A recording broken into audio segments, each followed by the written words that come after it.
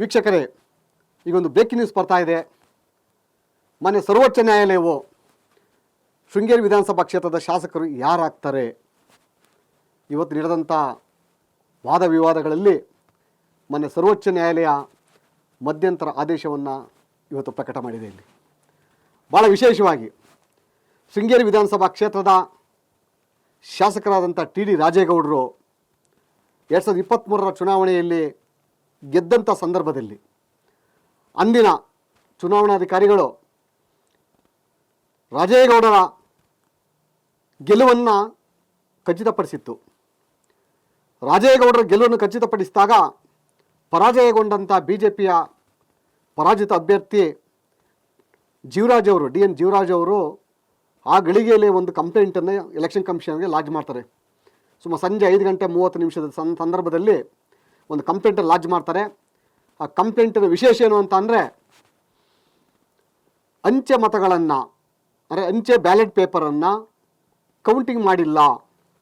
ಸುಮಾರು 279 ಮತಗಳನ್ನು ಕೌಂಟ್ ಮಾಡಿಲ್ಲ.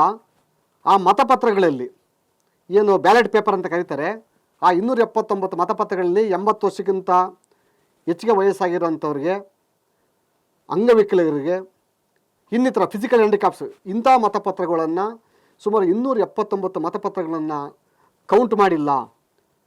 ಅದು ರಿಜೆಕ್ಟ್ ಮಾಡಿದ್ದಾರೆ. ಅದು ಪ್ರಾಪರಾಗಿ ಯಾವ ಕಾರಣಕ್ಕೆ ರಿಜೆಕ್ಟ್ ಮಾಡಿದೆ ಅಂತ ನಮಗೆ ಕಾರಣವನ್ನು ಕೊಟ್ಟಿಲ್ಲ.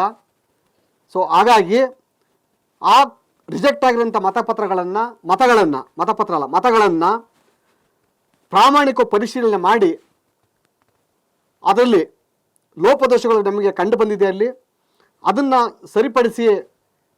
ಸರಿಪಡಿಸಿದರೆ ಯಾರು ಗೆಲ್ತಾರೆ ಅವರನ್ನು ಡಿಕ್ಲೇರ್ ಮಾಡಬೇಕು ಅಂತೇಳಿ ಆ ಮತಗಳಲ್ಲಿ ಜೀವರಾಜ್ ಅವ್ರ ಪರವಾಗಿ ಮತಗಳಿದೆ ಅಂತೇಳಿ ವಾದವನ್ನು ಮಂಡಿಸಿ ಅವತ್ತು ಕಂಪ್ಲೇಂಟ್ ಕೊಟ್ಟಿರ್ತಾರೆ. ಅದಕ್ಕೆ ಅವ್ರು ಎಂಡಸ್ಮೆಂಟ್ ಕೂಡ ಕೊಡ್ತಾರೆ ಗೌರ್ಮೆಂಟು, ಸ್ಟೇಟ್ ಗೌರ್ಮೆಂಟ್ ಅಂದರೆ ಅವತ್ತಿನ ಜಿಲ್ಲಾ ಚುನಾವಣಾಧಿಕಾರಿಗಳು. ಅವ್ರು ಕೊಟ್ಟಂಥ ಎಂಡಸ್ಮೆಂಟ್ ಮೇಲೆ ಕರ್ನಾಟಕ ಉಚ್ಚ ನ್ಯಾಯಾಲಯದಲ್ಲಿ ಇದೇ DN ಜೀವರಾಜ್ ಅವರು ಟಿ ಡಿ ರಾಜೇಗೌಡರ ವಿರುದ್ಧವಾಗಿ ಒಂದು ಪ್ರಕರಣವನ್ನು ಎಲೆಕ್ಷನ್ ಪಿಟಿಷನ್ ಫೈಲ್ ಮಾಡ್ತಾರೆ. Election petition 20/2023.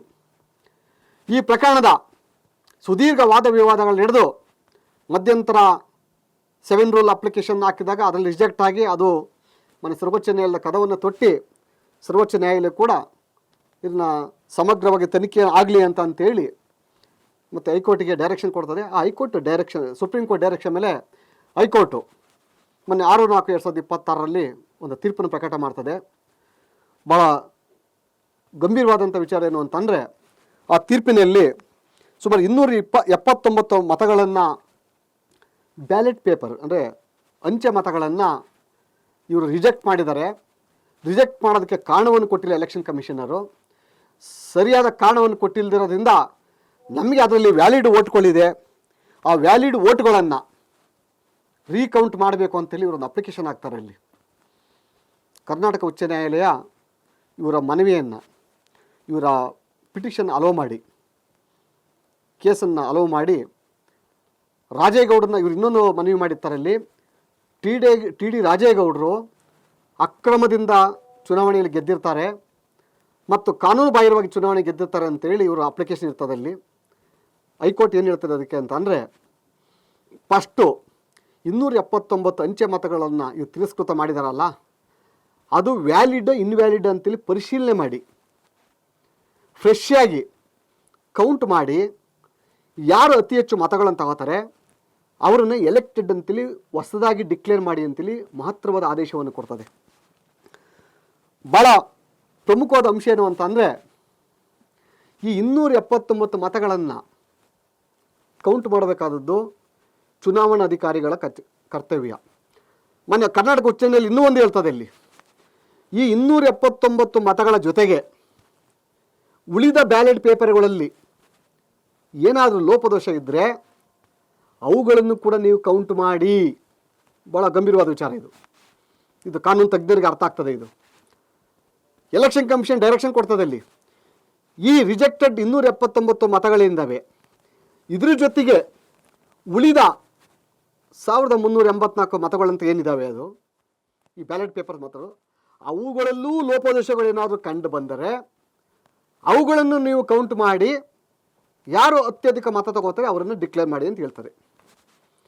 ಇದ್ರ ಪ್ರಕಾರ 6/4/26ರಲ್ಲಿ ಅಂದರೆ ಮೊನ್ನೆ ನಡೆದಂಥ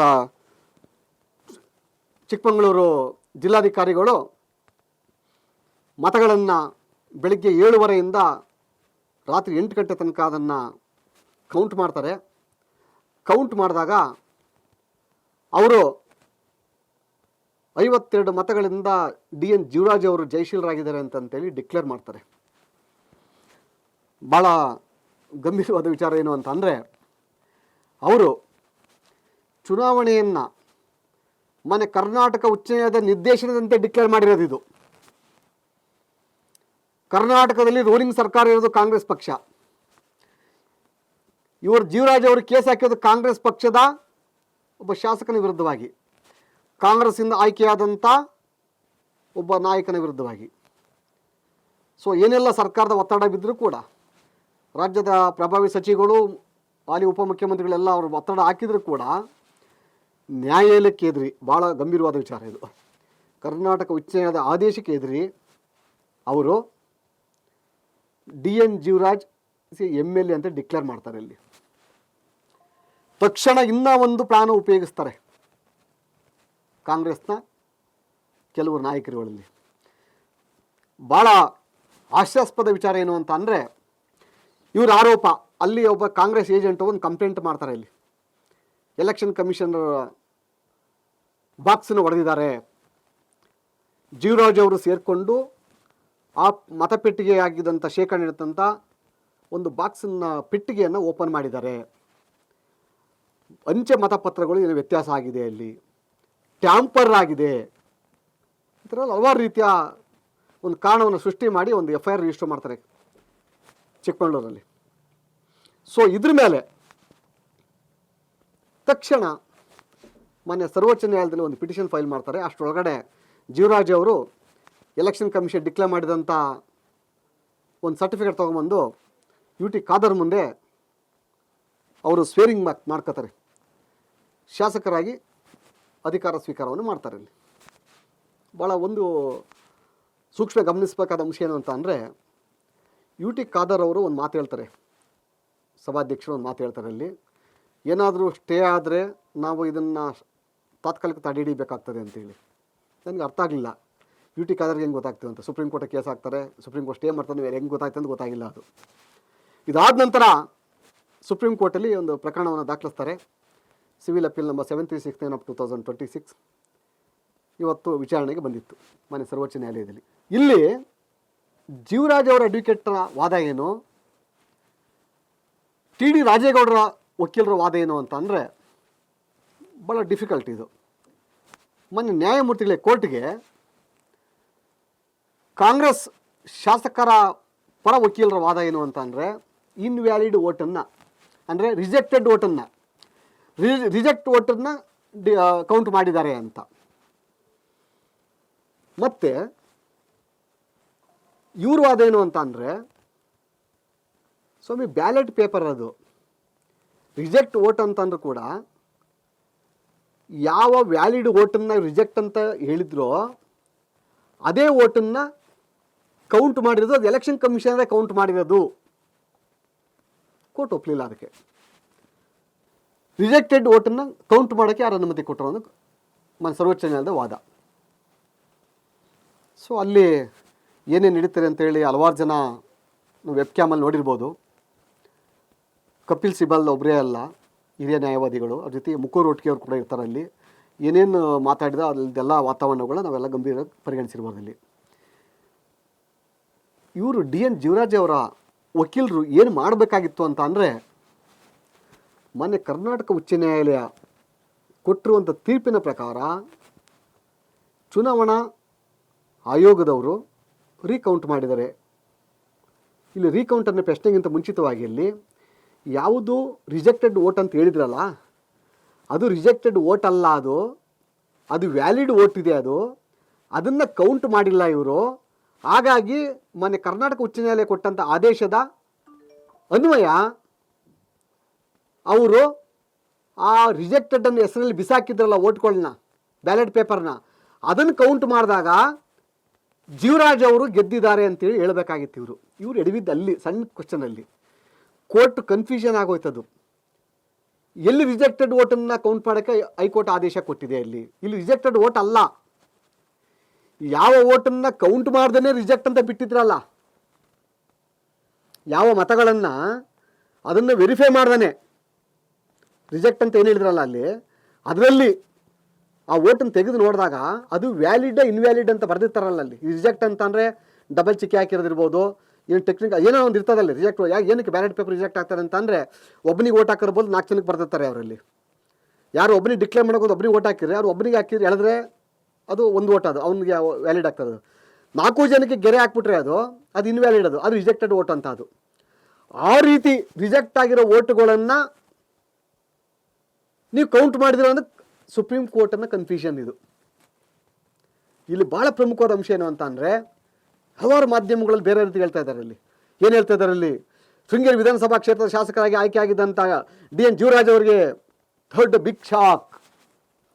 ಪುನಃ TD ರಾಜೇಗೌಡರನ್ನ MLA ಮುಂದುವರ್ಸಕ್ಕೆ. ಹೌದು, ಇವರು ಹೇಳುವಂಥ ವಿಚಾರದಲ್ಲಿ ಮೊನ್ನೆ ಕರ್ನಾಟಕ ಉಚ್ಚ ನ್ಯಾಯಾಲಯ ಯಾವ ವೋಟನ್ನು ರಿಜೆಕ್ಟ್ ಅಂತ ಹಾಕಿದಾರಲ್ಲ, ಆ ವೋಟ್ಗಳನ್ನು ಪರಿಶೀಲನೆ ಮಾಡಿ ಅದು ವ್ಯಾಲಿಡ್ ಇಲ್ಲದ್ರೆ, ಸೂಕ್ತವಾಗಿದ್ದರೆ ಆ ಮತಗಳನ್ನು ಕೌಂಟ್ ಮಾಡಿ ಅದನ್ನು ಡಿಕ್ಲೇರ್ ಮಾಡಿ.